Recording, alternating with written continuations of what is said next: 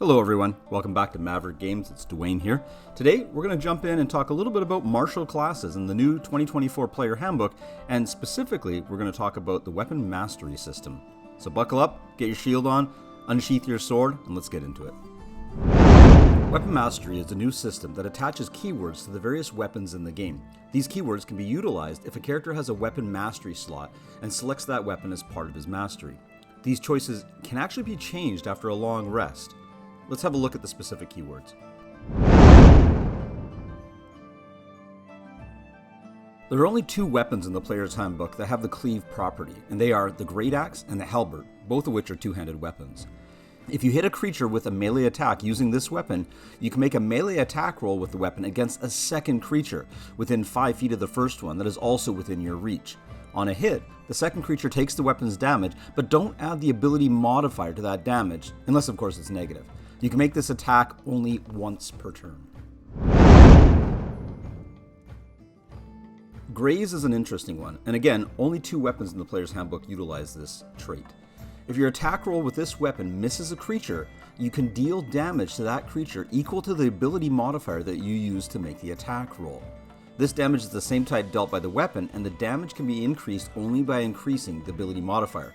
For all you heavy strength guys out there, this is for you.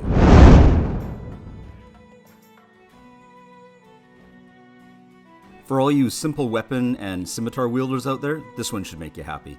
When you make the extra attack of the light property, you can make it as part of the attack action instead of as a bonus action. You can make this extra attack only once per turn, however.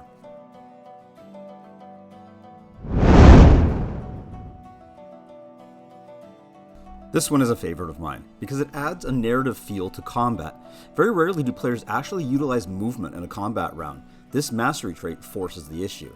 If you hit a creature with this weapon, you can push the creature up to 10 feet straight away from yourself, if it's large or smaller. This applies to monsters as well, so watch out players.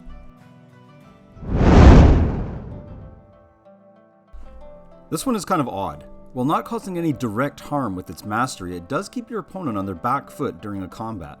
If you hit a creature with this weapon, that creature has disadvantage on its next attack roll before the start of your next turn. Keep dealing those blows and they keep having disadvantage. Maybe there is some truth to that Skyrim arrow in the knee meme. If you hit a creature with this weapon and deal damage to it, you can reduce its speed by 10 feet until the start of your next turn. If the creature is hit more than once by weapons that have this property, the speed reduction doesn't exceed 10 feet. This is common in crossbows and longbows within the player's handbook list.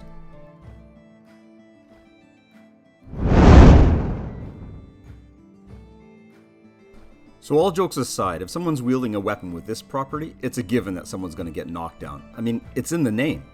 If you hit a creature with this weapon, you can force the creature to make a Constitution saving throw, difficulty 8 plus the ability modifier used to make the attack roll and your proficiency bonus. On a failed save, the creature is going prone. So finally there is Vex. This is basically the opposite of Sap in that if you hit a creature with this weapon and deal damage to the creature, you have advantage on your next attack roll against that creature before the end of your next turn. I know my rapier wielding players are going to love this.